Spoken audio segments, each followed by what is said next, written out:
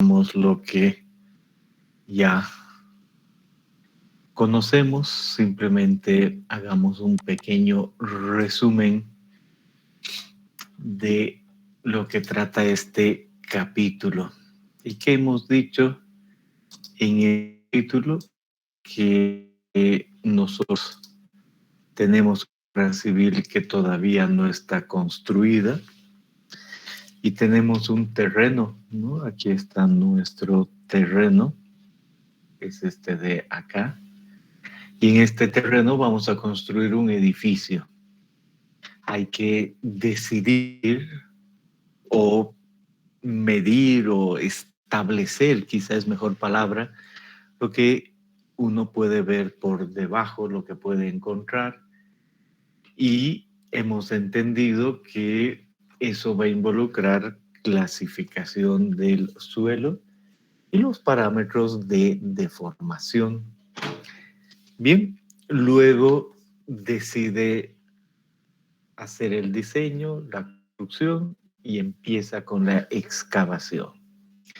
Excava hasta el nivel natural y ahí empieza con el hormigón y ese hormigón es el hormigón pobre primero, luego la losa, el sótano y sigue avanzando y llega hasta ciertos pisos y hay una secuencia de construcción de edificios hasta que a concluir el edificio. Le toma meses, pero en ingeniería civil, en mecánica de suelos, nosotros decimos que se ha colocado esa carga en un instante de tiempo.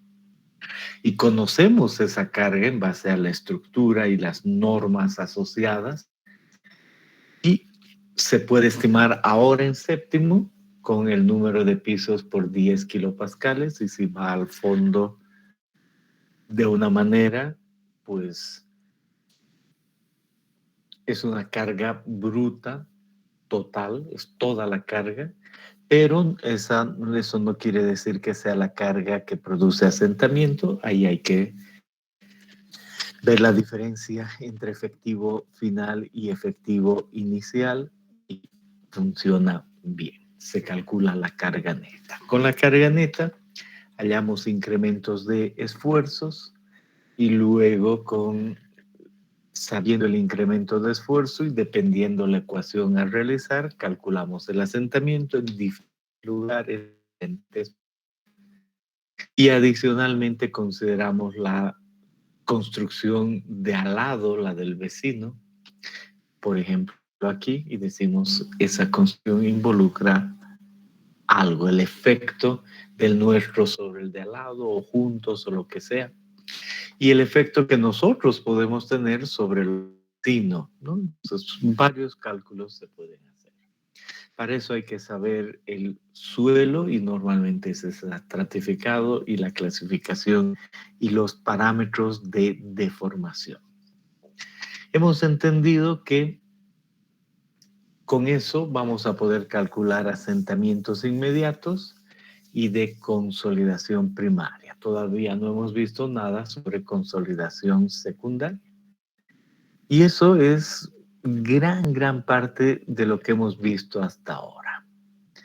Hasta ahí, ¿desean hacer alguna pregunta de todo lo que hemos visto?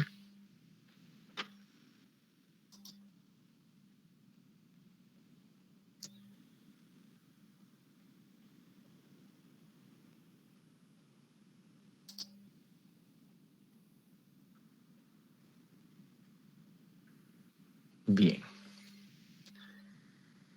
Y también hay una serie de ejercicios y varios todavía me deben. Entonces ha llegado el momento de entregarlos, incluido el último que todavía no hemos repasado, pero en cuanto a entrega sabemos que es antes de charlar que uno debe tenerlo listo. Consecuencia, en este instante lo que estoy haciendo es crear una tarea para que la entreguen 15, 30 minutitos antes de que nos vayamos. Inge. Adelante. Todavía se pueden hacer consultas del ejercicio 214.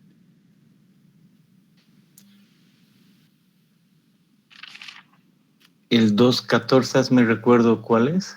Es la anterior clase, es en el que hay dos estratos, uno es de arena y abajo es de arcilla. Es el... A ver, puedes intentar, si no es muy largo, este es el momento. Eso está asociado, vamos a decir de la siguiente manera para que se entienda el contexto. Está asociado con lo siguiente.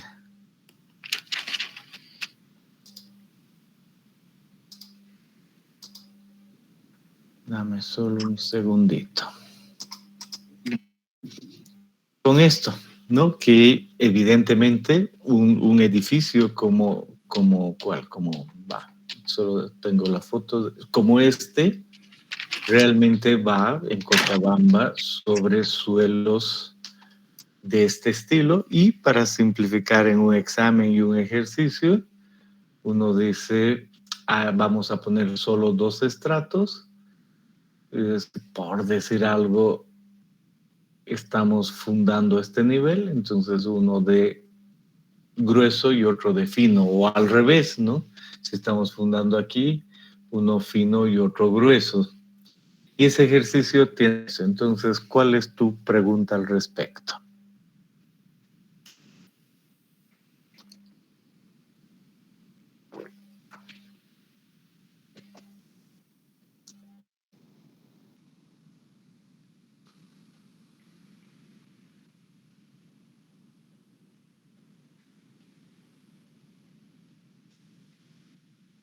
¿Qué pasó? ¿Estás todavía ahí? No, sí, Inge. Estaba hablando al aire, no activé el micro. ¿Por qué lo considera 9 metros de estrato a la profundidad de 10 metros? Cuando estamos calculando el delta E. Si tú pones una fundación a esta profundidad y quieres, por citar algo, y dices, este es el estrato que se comprime porque aquí he encontrado una roca, es un ejemplo. Entonces, ¿cuál es el estrato que se comprime? Tú dices, empiezo desde el nivel natural del terreno. No, es el estrato que se comprime H. Eso es todo. Entonces, no importa de dónde a dónde estés, el estrato que se comprime está asociado con la distancia que hay entre el nivel de fundación y algún otro punto en especial. ¿Eso responde a tu pregunta?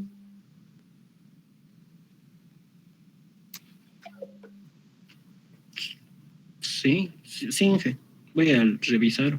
Siempre cuando reviso algo aparece. Gracias.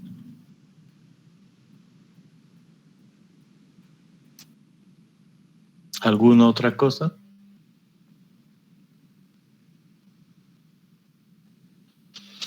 Bien, entonces solo no se olviden que está habilitada su tarea, resolver la tarea 3, subirla, no resolver.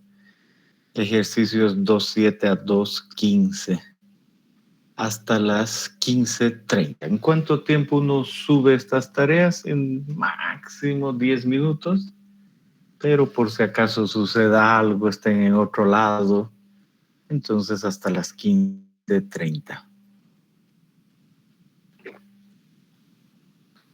Bien.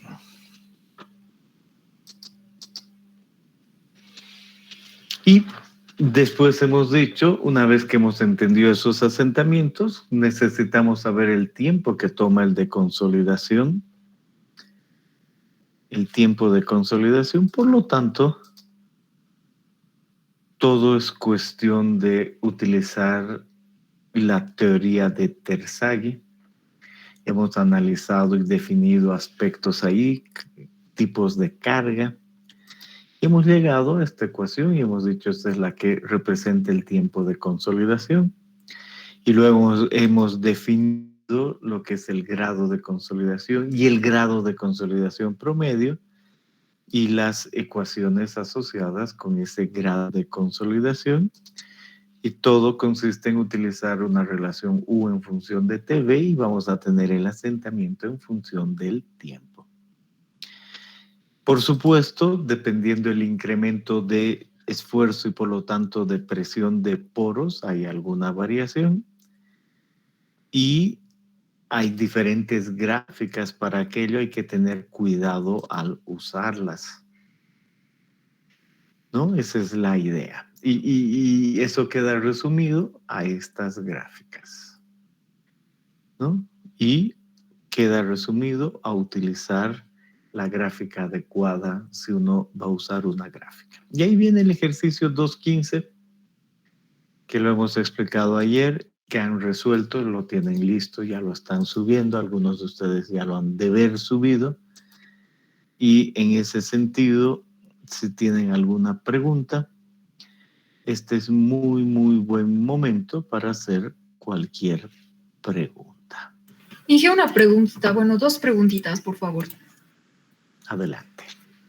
En la parte en la que calculamos los esfuerzos verticales, se utiliza el de Milovic, y en el libro, para hallar el factor I10, me di cuenta que está utilizando la parte de la tabla de Milovic para un coeficiente de Poisson de 0,3.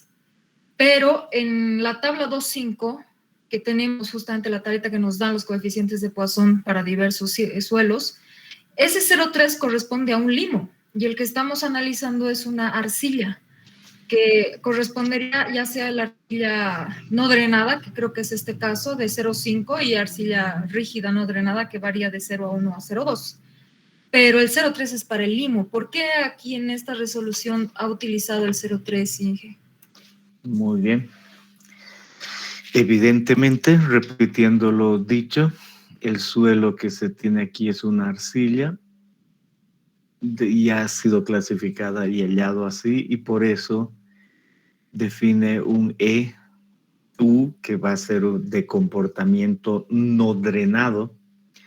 Y es verdad, cuando se coloca la carga, se supone que se lo hace un instante de tiempo y el incremento viene dado y todo va a incrementar delta U porque el comportamiento es no drenado, eso es lo correcto. Delta U igual a delta sigma y es ese delta U que se va disipando el que va a ir produciendo el asentamiento en el tiempo.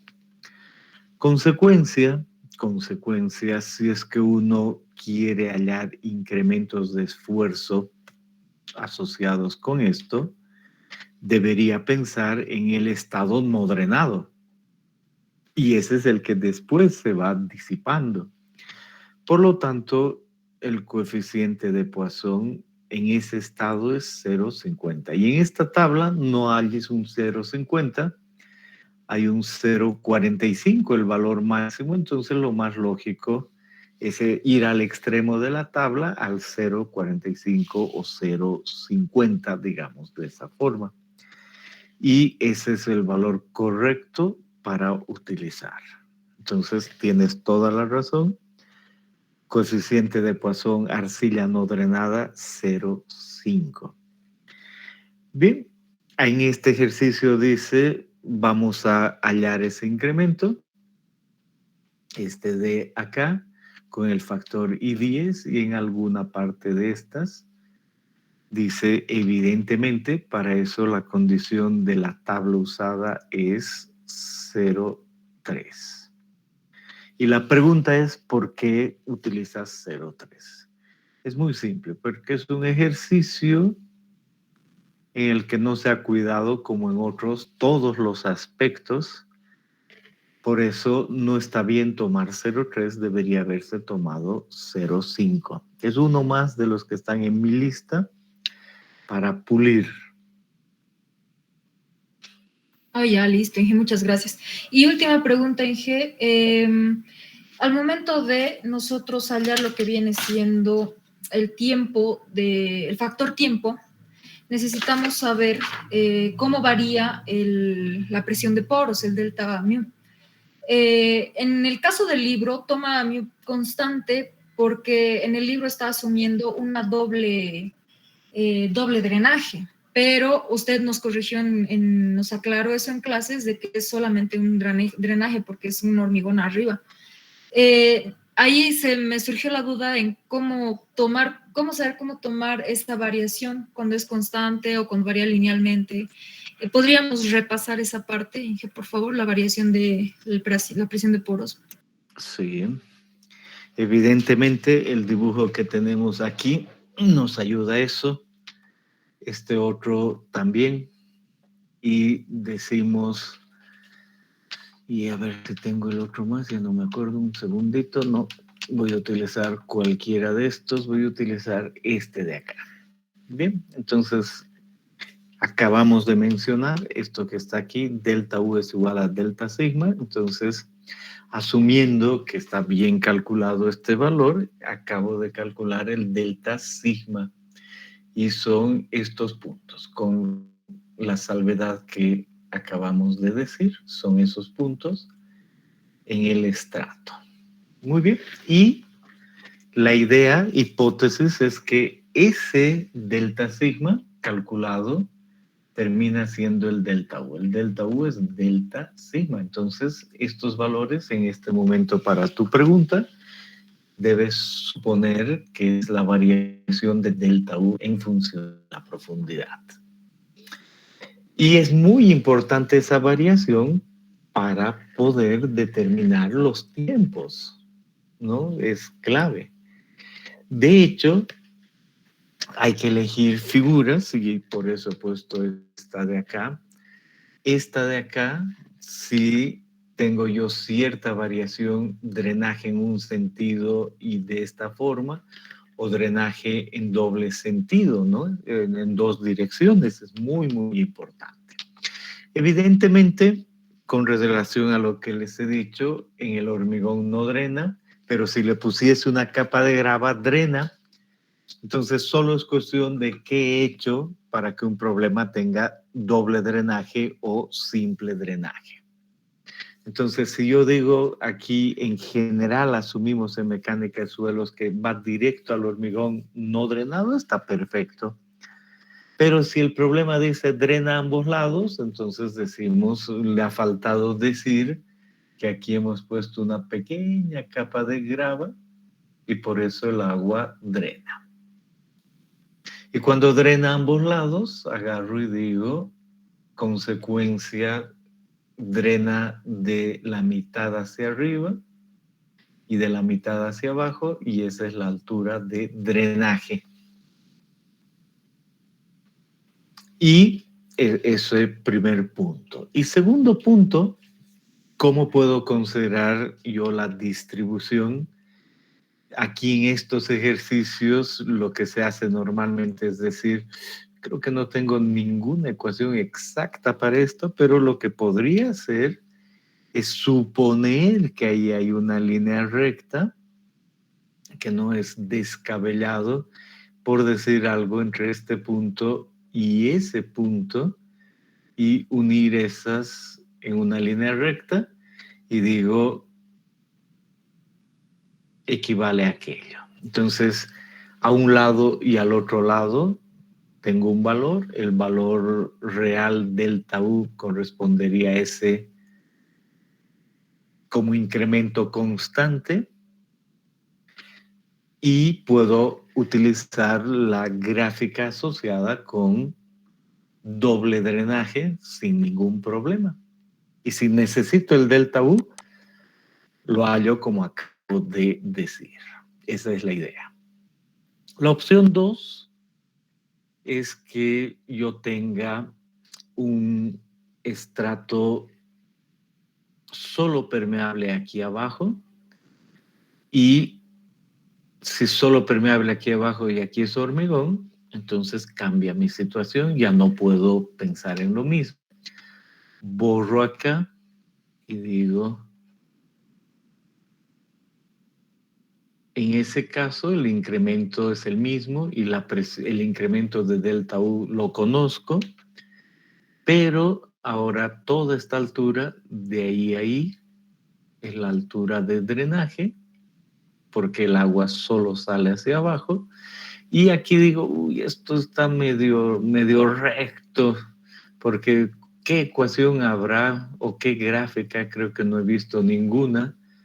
Y este es el que considero el RB y este es el RT, ¿no? Es RT. ¿De qué gráfica? De esta de acá. Entonces aquí digo, para solo drenaje simple, aquí hay un, no el R, el delta sigma T y el delta sigma B, y aparece un RP para entrar a esta tabla. Y si asumo, y eso es en todos los exámenes, que esa relación es más o menos de ese estilo para un drenaje, entonces aquí tengo, y borro mejor,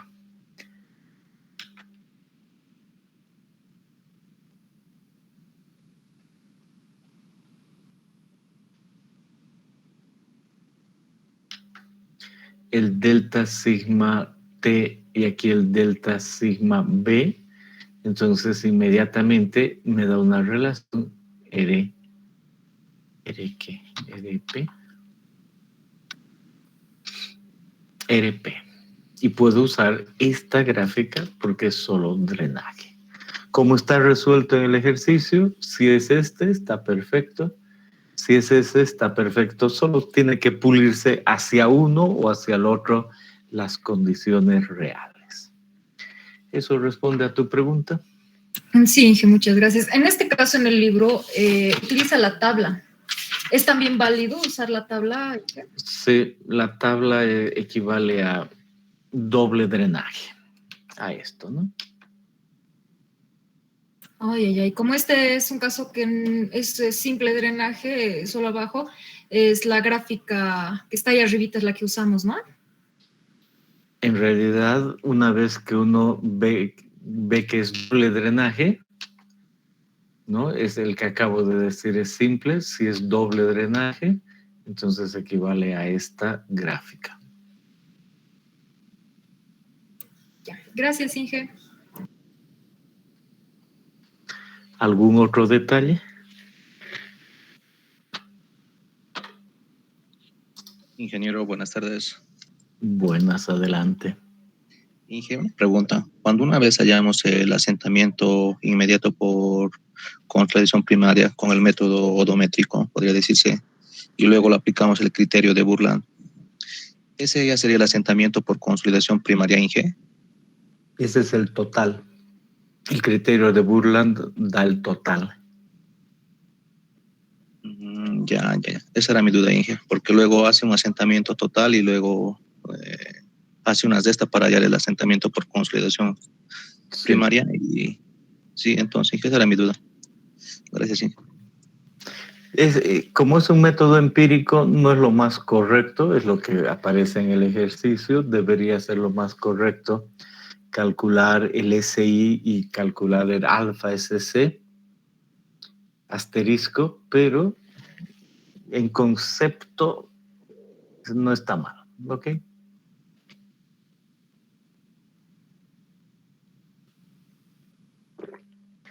¿Alguna otra cosa?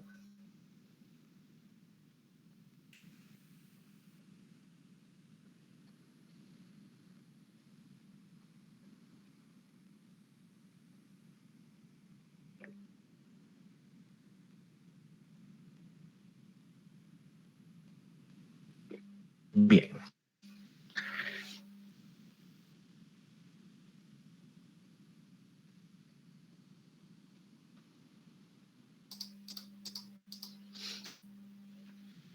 Vayamos a la última parte. Otra vez hablemos de la relación asentamiento-tiempo. En cuánto tiempo se construye un edificio, no en un instante. Entonces, pensamos en lo siguiente. Decimos, si fuese un instante, es lo que acabamos de hallar, ¿no? Y entender que podríamos nosotros tener el tiempo y además el asentamiento. y la curva esa ser esa. Con la relación de U en función de TV tenemos esa curva de asentamiento en función del tiempo. Cuando uno ve eso, parece que se sigue extendiendo. Por supuesto que tiene un límite, ¿no? No es una extensión hasta infinito, sino que tiene un límite el asentamiento, ¿no? Eso es lo que vemos acá. Pero el edificio tarda en construir, por lo tanto hay que hacer una corrección para intentar ver esa curva que acabamos de hallar de forma adecuada. Y eso es lo que vamos a ver en este instante, cómo es que puede hacerse esa curva corregida, ¿no? Solo que un segundito.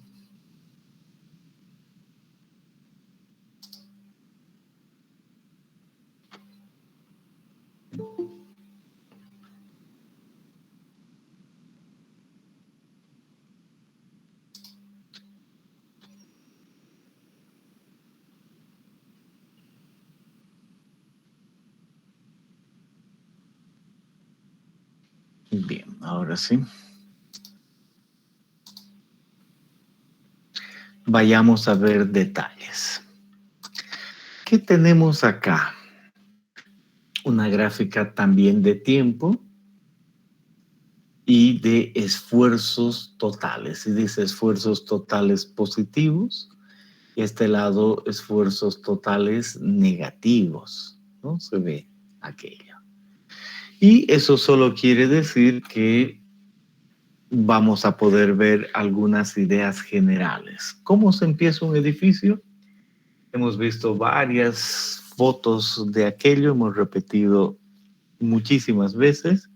Un edificio se empieza y se excava.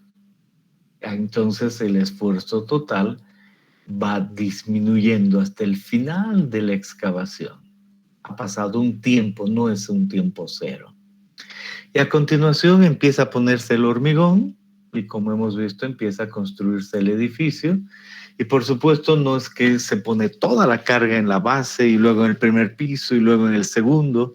No, sino que va aumentando en hormigón y luego en ladrillos y luego en obra fina, ¿no?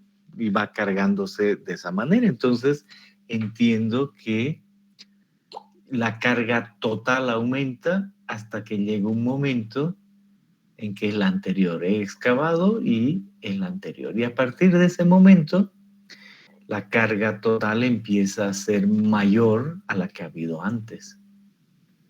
Y aquí dice que se pone de forma lineal, suponiendo un periodo constante, ¿no? Eso es importante, un periodo constante o un incremento constante hasta que acaba la construcción. Y ahí nos dice, mire, todo eso se llama el tiempo total de construcción. Hay una excavación y luego de que se llegue a ese punto y se termina, hay un tiempo de construcción efectivo, ¿verdad? Que no es desde que se ha empezado la excavación, ¿no? Eso es lo que entendemos. Bien, con eso dicho, lo que hay que pensar es en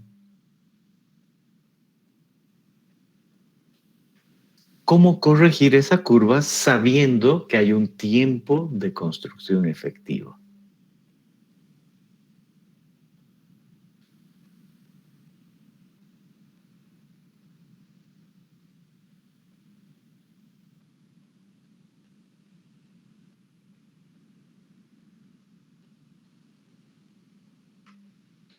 Y abajo está ese procedimiento.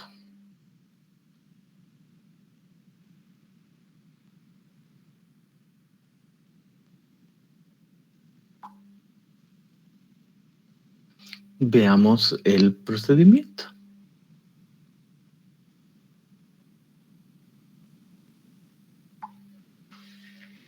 Nos dice, mire, usted marque el inicio del tiempo efectivo. El inicio del tiempo efectivo. conocemos dónde está el inicio de ese tiempo efectivo. Aquí, solo que ya estaba en otra ventana. Entonces déjenme un segundo.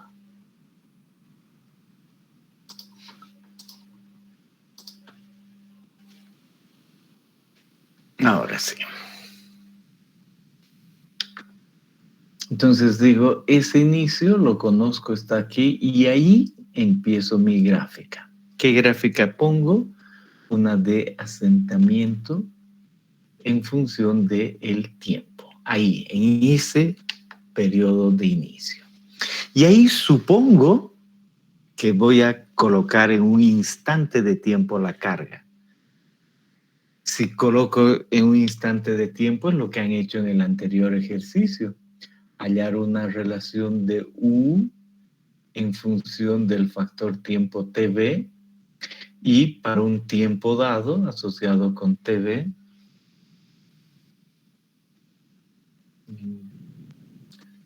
para un tiempo dado hallar un asentamiento, ¿no? Para un TV dado T, entonces hallar un asentamiento.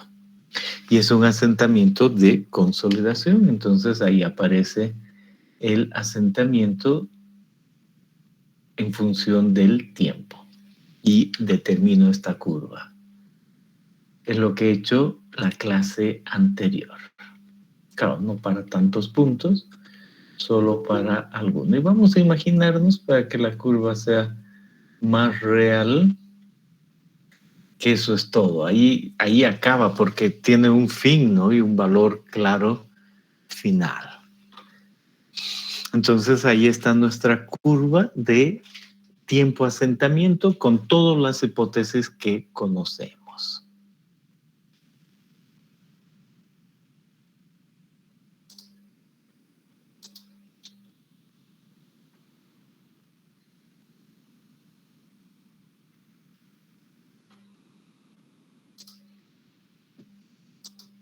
Bien. Y ahora debo hacer la corrección, ¿no? Ya está ahí graficada la curva corregida. Ponemos un otro color. No me olvido que las ventanas que manejo, tengo que tener cuidado para no hacer otras cosas. Y le pongo un color rojo.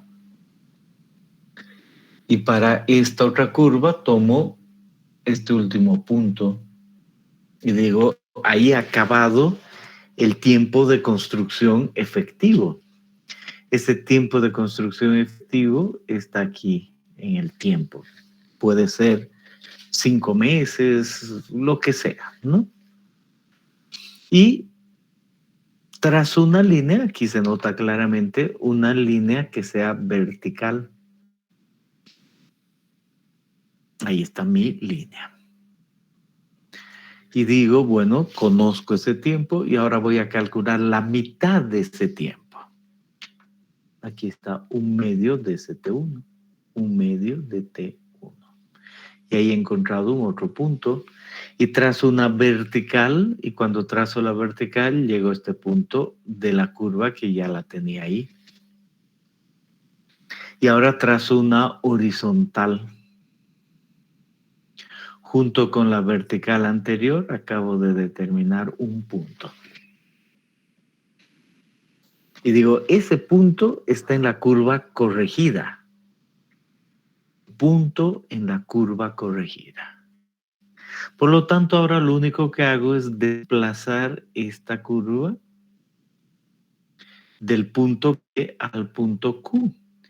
Consecuencia, cada uno de estos puntos se mueve y lo que va a resultar al desplazar esa es este I, ese I, SI, etcétera, etcétera. Y por supuesto, voy a terminar. ¿Por qué apareció aquí? Un segundito. Aquí otra vez. Y en algún momento solo queda desplazado, pero termino en el mismo asentamiento, ¿no? Es esta curva mal dibujada, pero desplazada. Entonces estos últimos puntos solo van a moverse, pero no van a ir más abajo, porque el asentamiento total es el mismo. ¿Les queda claro eso? No me salió muy bien el dibujo, pero desplazar en el tiempo, pero la misma forma de la curva, desde este punto Q que acabamos de hallar.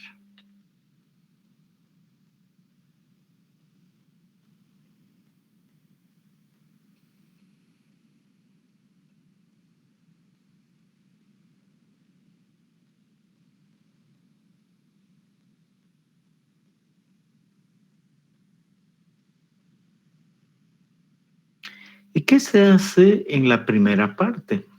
¿Cómo se corrige esta curva? Volvemos a cambiar de color y decimos, vamos a utilizar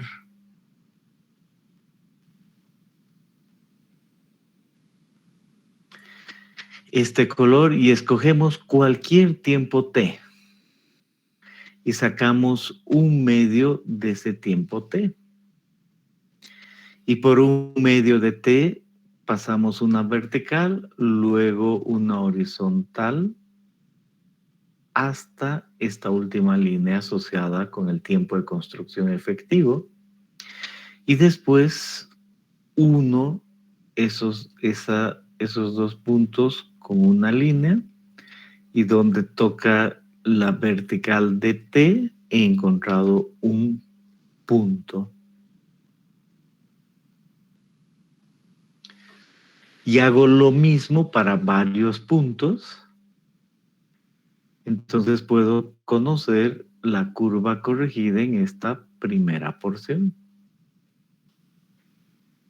Y a partir de este otro punto es solo una paralela a esta otra y tengo la curva corregida. Entonces esa es una forma de ver el asentamiento en función del tiempo para un caso real en que la construcción se dé en un tiempo. ¿Les ha quedado clara la idea?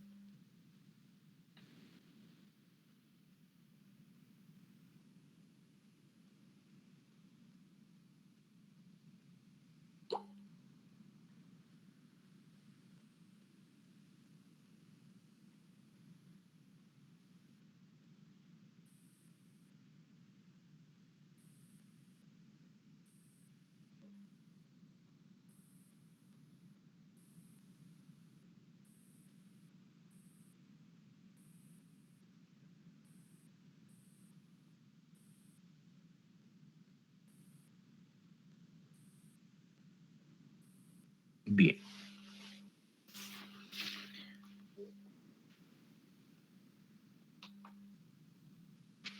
Ahora hablemos de cómo determinar y medir el coeficiente de consolidación.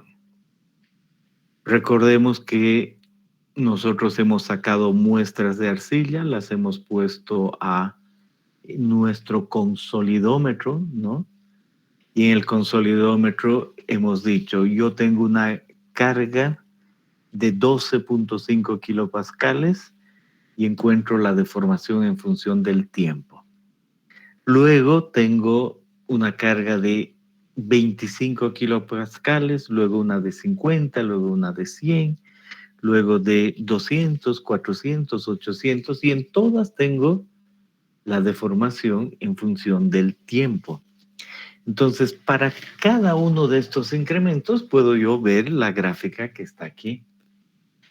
Y aquí vamos a decir, detrás de esto está el método de Casagrande. Entonces anotamos un apellido y decimos Casagrande. Casagrande tiene un método para hallar el valor de CB para cada uno de estos incrementos, ¿no? Cada incremento va a tener un CB. Y Casagrande dice, dibuje la deformación en función del logaritmo del tiempo, va a tener usted esta curva, y en esta curva seleccione la última porción. La última porción va a ser una línea recta. Y de donde le salga esa línea recta, continúe y extrapole. Y lo propio, entre medio va a haber un punto de inflexión y pase una línea por lo que podría ser la parte recta o por lo que podría ser el punto de inflexión, depende del suelo cómo se va a ver esto. Y continúe la línea recta, aquí se ve más que todo que es una recta, ¿no? Ahí en esa porción. Y continúe esa línea recta y determine el punto A.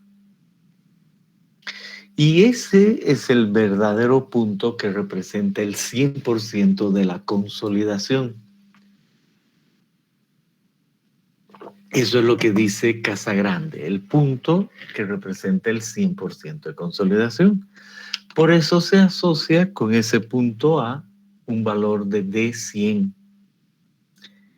El 100% de la deformación. Ahora, evidentemente, uno ha medido algo un poquito más abajo y dice, esta es la deformación que he medido en las 24 horas que toma este ensayo, pero el que se toma como D100 está un poco por encima. Eso es lo primero. Y ahí se ha dado el 100% de consolidación. ¿Qué tiempo nos ha tomado? Yo puedo escribir aquí y anotar sin ningún problema y decir, para ese punto A hay un tiempo aquí y ese es el que considero un tiempo de 100%. Normalmente, ¿cuánto tiempo dejo? Unas 24 horas. Y por decir algo, yo veo que a las 22 horas ya se dio el 100% de consolidación. O a las 18, o dependiendo del suelo, a las 5, a las 4, a las 17, lo que sea. Pero acabo de hallar el último punto que representa la consolidación. Y ahora me pongo a pensar aquí, por ejemplo, en mis primeros valores y digo, es dibujado en escala logarítmica y en el ensayo de consolidación empiezo en 6 segundos, empiezo en 15 segundos, en 30 segundos, después de colocada la carga. Entonces, si por ejemplo este es el primer tiempo, 6 segundos, pues ya ha habido un asentamiento, esta no es la deformación inicial. Y adicionalmente al poner la carga, quizá ha habido un asentamiento inmediato. Y la consolidación empieza después de darse ese asentamiento. Entonces, ¿qué dice Casagrande? Dice, ¿sabe qué? Este valor de D0 hay que obtenerlo, hay que calcularlo, no es con el que entra la muestra al consolidómetro, hay que calcularlo. Y Casagrande dice, es muy simple, solo hay que tomar un tiempo T1 y hay que considerar un tiempo T2 y ese tiempo T2 debe ser 4 veces T1. T2 debe ser 4 veces T1. ¿Qué pasa si, por ejemplo, T1 es igual a 15 segundos? 4 veces T1 va a ser 60 segundos, un minuto. Entonces, son valores que yo obtengo. Y para esos dos, pero a veces puede uno decir, yo no quiero esos valores, quiero que sea los 6 segundos más 4 veces 6 segundos, por ejemplo, ¿no? Esa es la idea. Sea como sea, yo tengo 2 puntos, 2 tiempos y he medido las deformaciones para esos 2 puntos, B y C. Y sé la diferencia de deformación, aquí está H. Entonces, asociados con este tiempo T1 y con este tiempo T2, que es 4 veces T1, yo tengo una diferencia H. Y lo que dice Casagrande es que de este punto B hacia arriba mantenga el valor de H y a partir de aquello voy a obtener el D sub 0. Y ese es el que se considera la deformación inicial para la consolidación. Entonces, de esa manera tengo el D sub 0 y el D sub 100.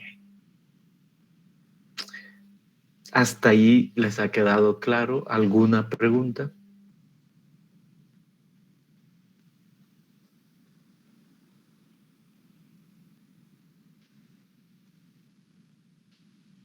Bien. ¿Qué otra cosa puedo yo decir de esta curva una vez que he obtenido, según Casagrande, el D sub 0 y el D 100, que puedo obtener un D 50?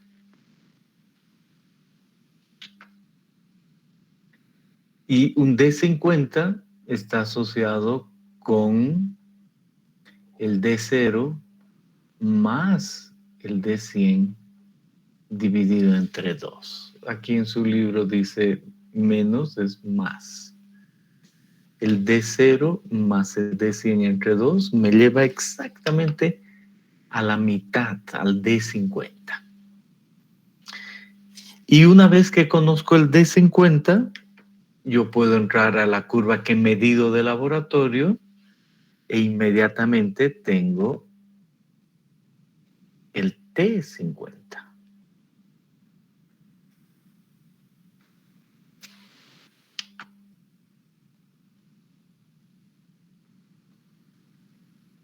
El T50. ¿Por qué? Porque esa es la deformación de D50. Entonces ahí aparece el punto F. Hace rato dije que el punto F podía ser el de inflexión, pero no es que el D50 es el de inflexión, solo es un punto cualquiera, D50. Y la clave es que he obtenido el T50. Ahora fíjense, si yo sé la definición de el coeficiente de consolidación, entonces escribo esa definición. ¿Dónde la escribo? Aquí digo, el CB por definición es K sobre gamma del agua MB. Y digo, ¿de algo me ha servido escribir eso? La respuesta es no. Entonces recurro a otra ecuación y digo, TV, definición de TV, CB multiplicado por el tiempo entre la altura de drenaje al cuadrado. Por lo tanto, el valor de CB es el valor de TV multiplicado por la altura de drenaje al cuadrado entre el tiempo que haya pasado. Entonces uno dice, aquí está más fácil. Porque ¿qué valores yo tengo? Tengo T, que es el T50. Tengo la altura de drenaje asociada con la altura de nuestra muestra de laboratorio.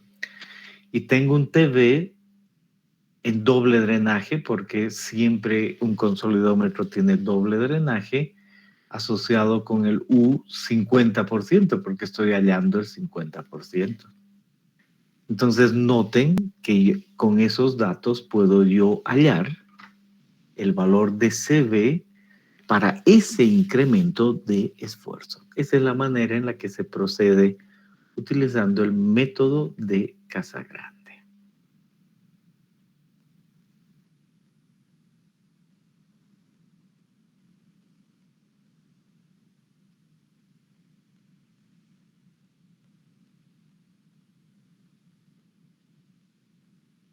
Bien, pueden hacer sus preguntas.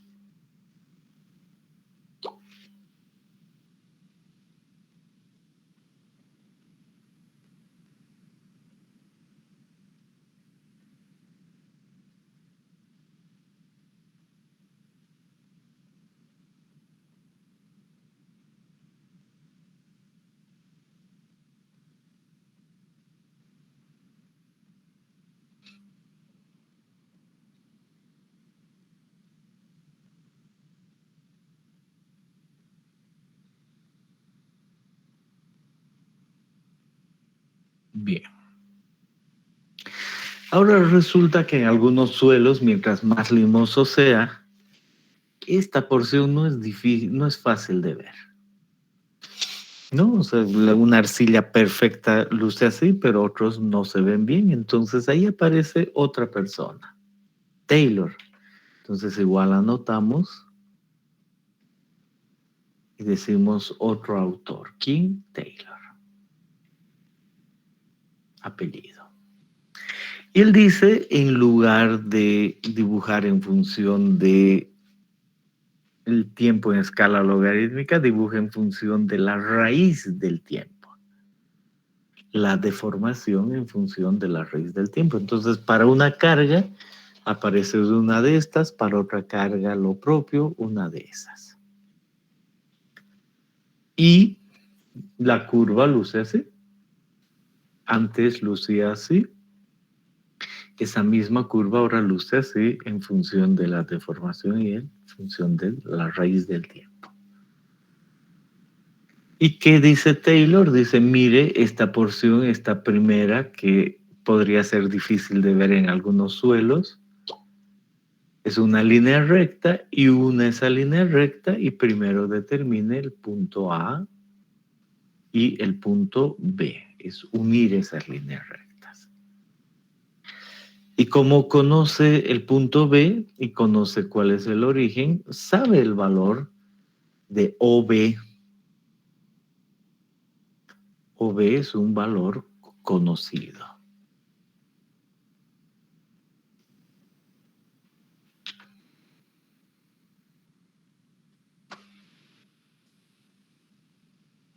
¿No? ¿Cuánto es el valor que hay de ahí a ahí? Y ahora lo que dice Taylor es que uno debe poner OC y hallar como 1.15 veces el valor de OB. Entonces llega hasta otro punto por ahí. Ese es el siguiente paso. Determinar OC. Por decir algo, ese valor al resultado, el de valor de OB, cuando uno ve la gráfica, al resultado 10. En las unidades que sea. Y ahora multiplica por 1.15, entonces este tiene que ser 11.5. Y ahí he determinado ese punto. Y determinado el punto C y uniendo con el punto A, se tiene esta línea recta y un punto de intersección. Aquí está el punto de intersección. ¿Y qué resulta ser ese punto de intersección? La raíz de T90. Entonces uno dice el mismo concepto de antes. El CB es TV por la altura de drenaje al cuadrado sobre T. Entonces en este método, por supuesto, sigue siendo el CB, lo que está aquí, TV por la altura de drenaje al cuadrado, dividido entre el tiempo. Pero ¿qué tiempo acabo yo de hallar? El T90. Entonces este tiempo es el T90. Y este TV tiene que hallarse para un U igual a 90%. Y la altura de drenaje tiene que ver con la altura del mismo suelo que está en el consolidómetro. Normalmente cerca a 5 centímetros. A 2 centímetros. Esa es la manera lógica de hallar el coeficiente de consolidación, o por el método de Casagrande o por el método de Taylor. Y vuelvo a decir, como cada uno de estos es un incremento, hallaré un CB para el primer incremento, un otro CB para el segundo incremento, un otro CB para un tercer incremento y así sucesivamente.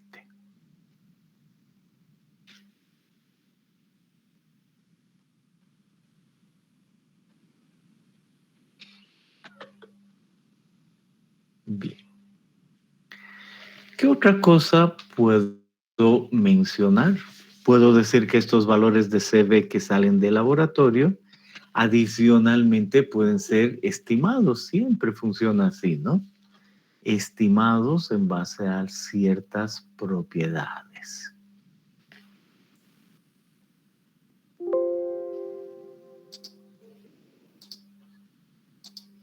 Y en el primer caso, el que tengo aquí me dice, mire, es arriba. El 85 dice, el CV va a depender de la actividad, índice de liquidez y del índice de elasticidad con esta ecuación, un estimado. Puesto, ahí vienen otros autores y esos otros autores traen un coeficiente de consolidado que dependen de el índice de vacíos en el límite líquido, EL, y la sobrecarga efectiva inicial in situ, sigma prima 0. Y aparece otra ecuación. Perfecto. Entonces ahí yo digo, ya entendí que siempre voy a tener ecuaciones empíricas, ninguna es mejor que la otra, pero la gente ha puesto esas ecuaciones empíricas. Otros dicen utilice esta relación, otros utilice esta tabla, no importa. Y en esta tabla aparecen ciertas unidades que no me ayuda a entender. Por ejemplo, me dice si el límite líquido está alrededor de 30, entonces hay varios aspectos, pero en metros cuadrados por segundo, un valor típico puede ser 5 por 10 a la menos 7. Solo para tener una idea de las unidades y todo lo que corresponde.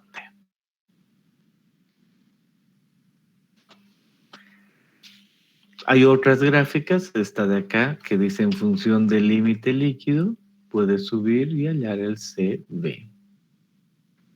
Para muestras inalteradas en el rango de compresibilidad virgen, el rango es ese.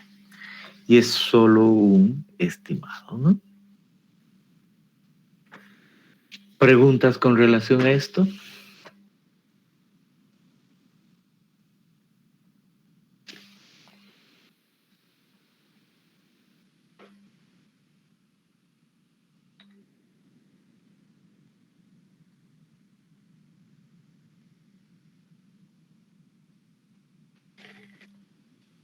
Bien.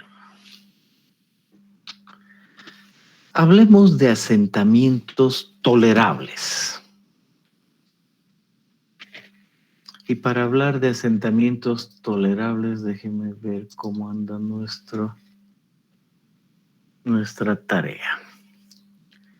No se olviden hasta las 15:30, ¿no?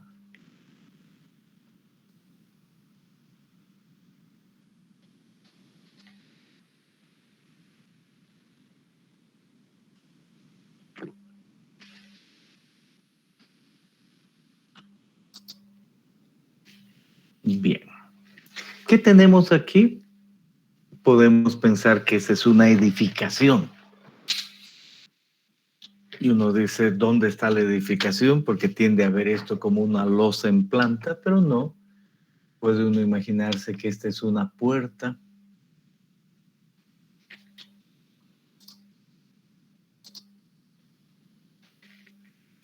Esta es una ventana.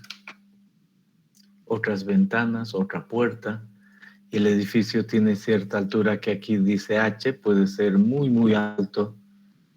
10 plantas, 15, 20 plantas. Y en la base existe un punto A, un punto B en el centro y en el otro extremo un punto C.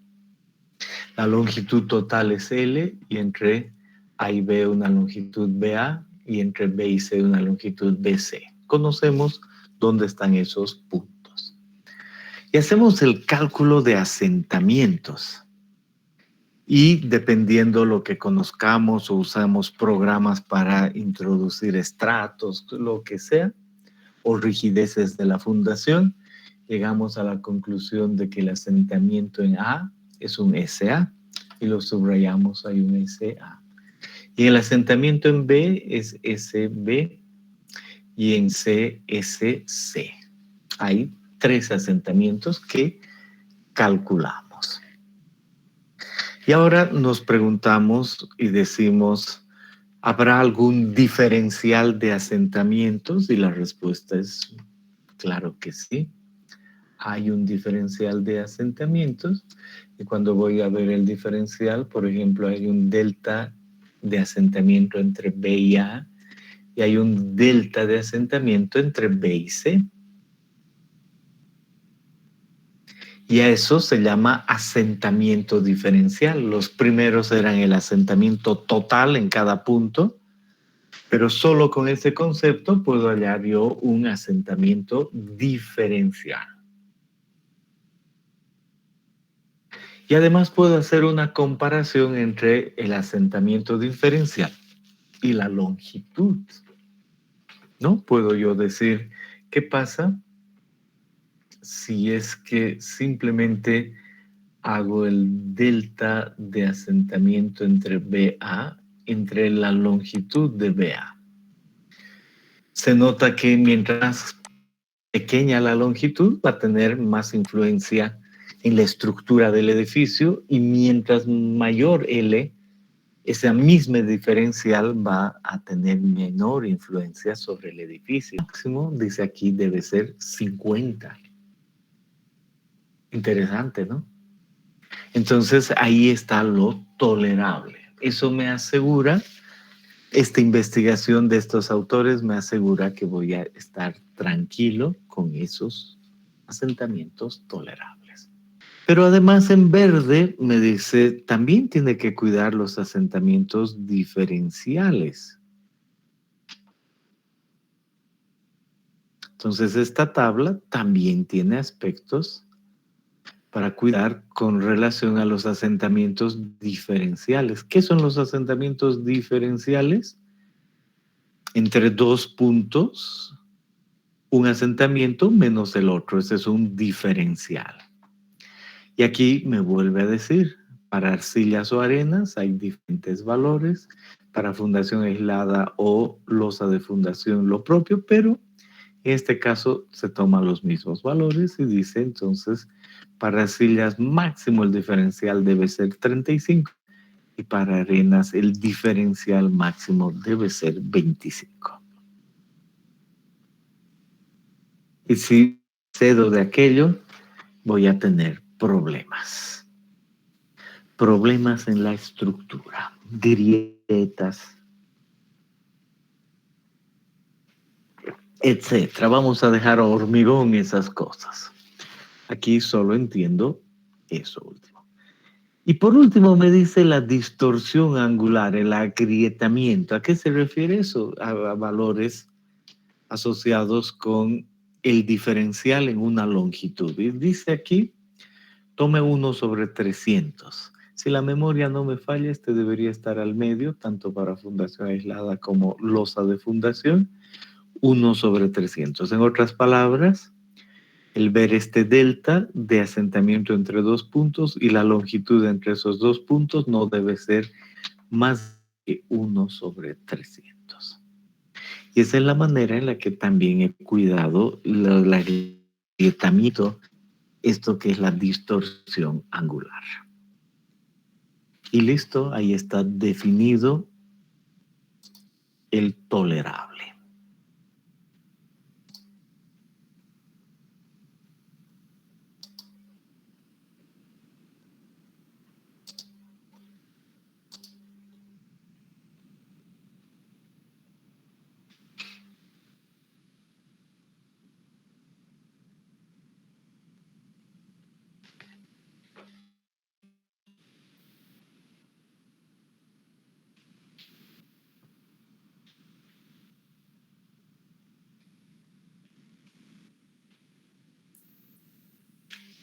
Preguntas, pueden hacer sus preguntas.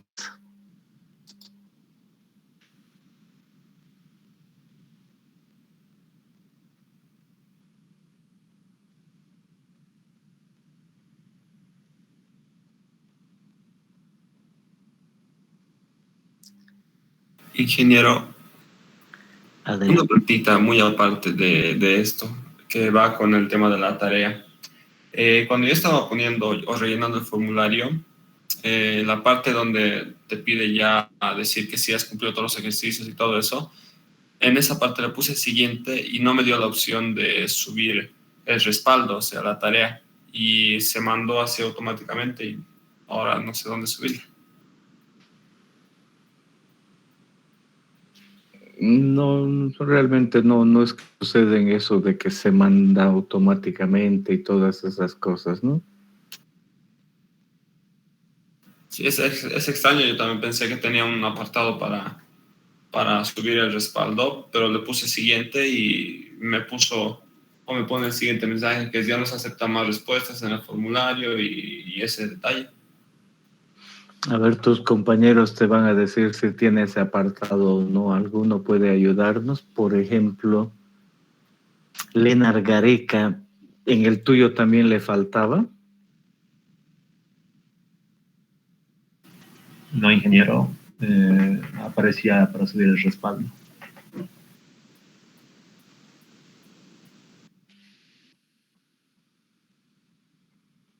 Sí, aparece nomás el respaldo. Es un poco extraño, hija, porque yo le puse siguiente y no me apareció. No sé si le podría subirlo nomás ahí al Classroom.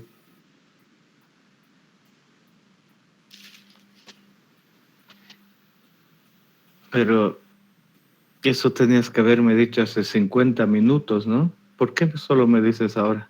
Supuestamente quise ahí hacer porque mi computadora me marcaba fecha de entrega 15:30 y sigue marcándome aquí 15:22 en la computadora.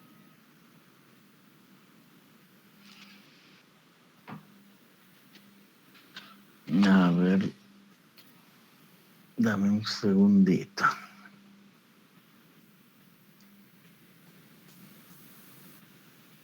No sé si es que o estará mal la hora de mi computadora, no sé, pero en el formulario igual me decía que todavía estaba para entregar la tarea y recién la estoy actualizando y me pone recién sin entregar.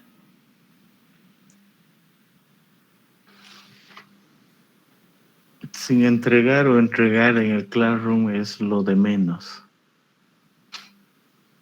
Es realmente lo de menos. No hay que fijarse en eso. A ver. Sí, porque son unos 5 o 10 minutos creo que intenté mandarlo, si no me equivoco, y no se mandó.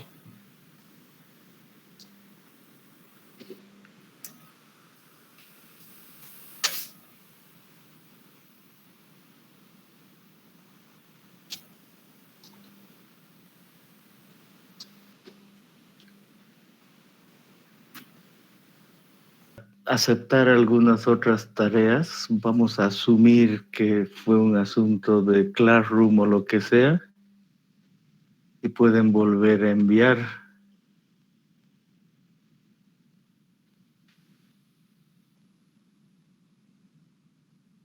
Y así salimos de eso y punto. Doy 2 minutos más.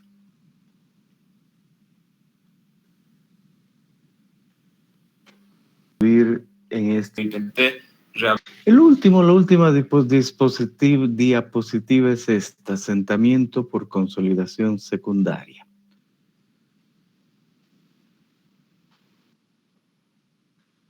Que tenemos el índice de vacíos en función del tiempo. Y aquí, para un suelo, para una carga dada, se ha definido una consolidación primaria y este suelo tiene materia orgánica.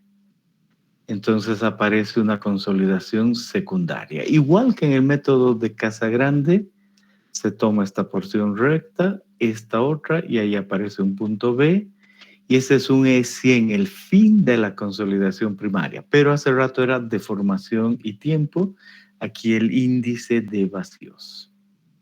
Y ahí tenemos el fin. Y esta tiene una pendiente. C sub alfa es la pendiente. Y entre dos puntos, un punto T y este que es el 100% de consolidación, está esa pendiente. Por lo tanto, El asentamiento por consolidación secundaria va a ser este de acá, h sobre 1 más E100 por esta pendiente C sub alfa por el logaritmo del tiempo sobre el T100.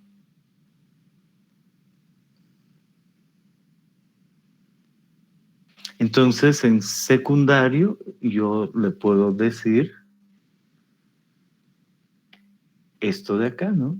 Le puedo decir que conozco el T100 y yo ahora estoy en un tiempo después porque eso va a durar mi obra, cualquier cosa, y eso es lo secundario. Nunca se utiliza, pero esa es la manera. Eso concluye nuestro tema de asentamientos. Muy bien, ¿alguna pregunta?